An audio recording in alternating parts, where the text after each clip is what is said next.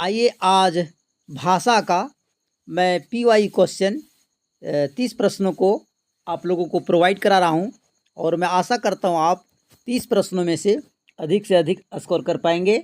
तो चलते हैं प्रश्नों की ओर और देखते हैं पहला प्रश्न। ये पहला प्रश्न क्या कह रहा है, प्रश्न को पढ़ेंगे और सही ऑप्शन को लगाने का प्रयास करेंगे।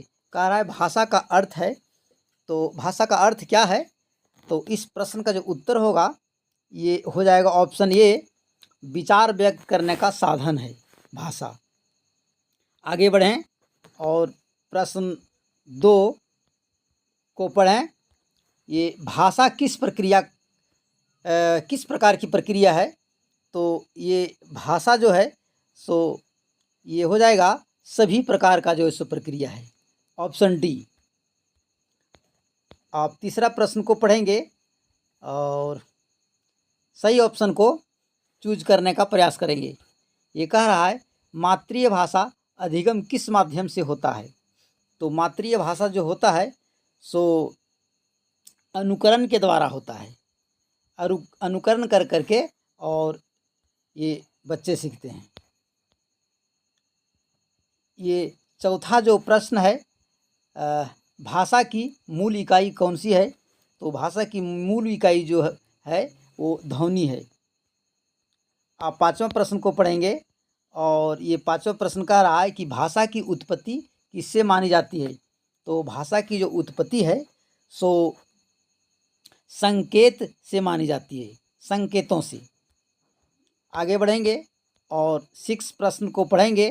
कह रहा है कि भाषा विचारों का परिधान है और किसने कहा? ऐसा किसने कहा कि भाषा जो है सो विचारों का परिधान है? तो इस प्रश्न का जो उत्तर होगा ऑप्शन डी होगा और सैमुअल जॉनसन। 7 प्रश्न को पढ़ा जाए। कह रहा है भाषा की सही विशेषता कौन सी है? तो भाषा की जो सही विशेषता है आप सी को लगाएंगे और ये प्रश्न ये ऑप्शन सही होगा, भाषा अभिव्यक्ति और संप्रेषण का साधन है। 8वां प्रश्न कह रहा है बालक पहली बार किस भाषा को सीखता है? तो बालक जो है सो पहली बार ये मातृभाषा की भाषा को सीखते हैं। 9वां प्रश्न भाषा विकास का सर्वप्रथम चरण है। तो भाषा विकास का जो सर्वप्रथम चरण है ऑप्शन ए को लगाएंगे और आगे बढ़ेंगे। 10वां प्रश्न कह रहा है कि मातृभाषा शिक्षण का मुख्य उद्देश्य क्या है? तो मातृभाषा शिक्षण का मुख्य उद्देश्य जो है सो ये हो जाएगा ये ऑप्शन बी, भाषा कौशल विकसित करना। और 11वां प्रश्न को देखेंगे, द्विभाषिक स्थिति का अर्थ है। तो 2 भाषाएं जो है इसका उत्तर हो जाएगा ऑप्शन बी। 12वां प्रश्न ये कह रहा है ये भाषा की अभिव्यक्ति का सर्वश्रेष्ठ रूप जो है सो कौन सा है सर्वश्रेष्ठ रूप? तो आप इसका उत्तर ऑप्शन बी लगाएंगे, पद। और 13वां प्रश्न को आप देखेंगे। कह रहा है कि भाषा शिक्षण में सबसे अधिक महत्व ये किसे है? तो इस प्रश्न का जो उत्तर होगा वो हो जाएगा भाषा कौशल, ऑप्शन सी। आगे बढ़ेंगे और 14वां प्रश्न को पढ़ेंगे। प्रश्न 14 वर्ण का संबंध है। तो वर्ण का संबंध किससे है? ऑप्शन बी, लिपि से है। आगे 15वां प्रश्न ये सुनना, बोलना, पढ़ना और लिखना ये जो है सो कहलाते हैं, क्या कहलाते हैं? ये कहलाते हैं ये भाषा कौशल।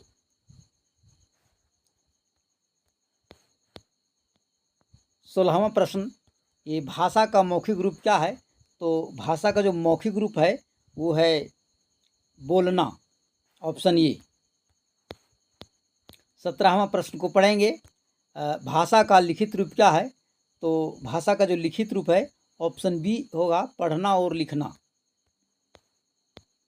18वां प्रश्न का आ रहा है, हिंदी भाषा किस लिपि में लिखी जाती है? तो ये हो जाएगा देवनागरी, ऑप्शन सी। आगे बढ़ेंगे, 19वां प्रश्न को पढ़ेंगे। कह रहा है द्वितीय भाषा अधिगम का ये सर्वोत्तम समय है।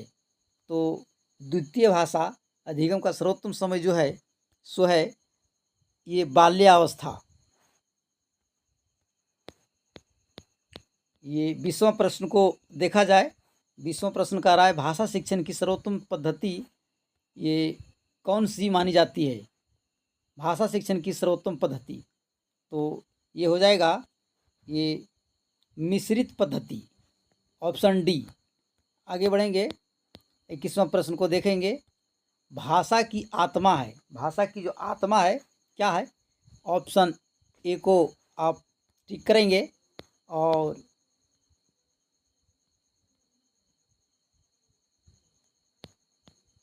22वां प्रश्न को देखेंगे। भाषा सीखने का सबसे अच्छा तरीका है, भाषा सीखने का सबसे अच्छा तरीका क्या है? ये देखिए, ये प्रयोग द्वारा, रटकर पढ़कर लिखकर नहीं होगा। 23वां प्रश्न कह रहा है, भाषा का शाब्दिक अर्थ है। भाषा का शाब्दिक अर्थ क्या है? तो ये ऑप्शन ये होगा, वाणी। और 24वां प्रश्न को पढ़ते हैं कि भाषा का सर्वप्रथम ज्ञान बच्चे को किससे मिलते हैं? तो ये हो जाएगा परिवार से। इस प्रश्न का उत्तर होगा बी। और 25वां प्रश्न को पढ़ेंगे, भाषा अधिगम का आधार है। तो भाषा अधिगम का आधार जो है वो है अभ्यास। 26वां प्रश्न, ये मातृभाषा अधिगम में सबसे महत्वपूर्ण भूमिका निभाती है। तो कौन निभाती है जी? ये परिवार। 27वां प्रश्न, भाषा की प्रमुख विशेषता है। तो भाषा की प्रमुख विशेषता क्या है?